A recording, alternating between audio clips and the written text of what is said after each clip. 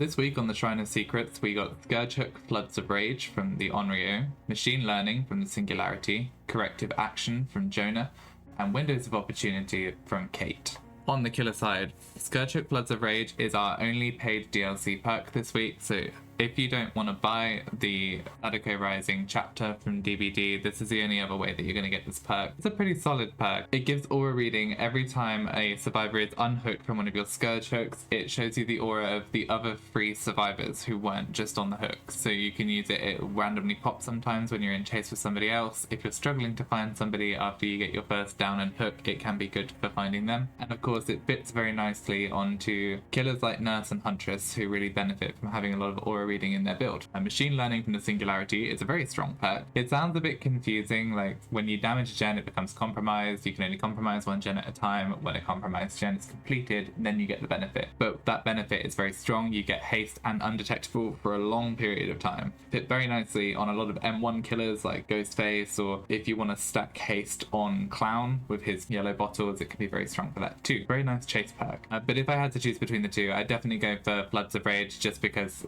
you can get Singularity and all of their perks for eerie shards instead of real money. On the survivor side, Corrective Action is kind of like a training wheels perk. It can be decent if you're bringing a friend that's not played DbD before into the fog and you want to give them a bit of space to learn skill checks without it being a huge deal if they miss one. Ultimately though, I do prefer to just have people learn to do skill checks, because otherwise they can become a bit too dependent on perks like this. The aura reading is kind of fun. You can use it to shame people like me who still miss skill checks even at 2,000 hours in the game. But other than that, there's definitely better things you could have on your build. For example, Windows of Opportunity from Kate is an incredibly strong survivor perk, probably the most popular survivor perk out there. It shows you the aura of any pallets, breakable walls, and windows within a 32-meter range. While this can be very tempting to use as a training wheels perk, I actually wouldn't recommend it until you've gotten semi-confident in your looping ability. People tend to just use this perk straight away and run from pallet to pallet and just pre-drop it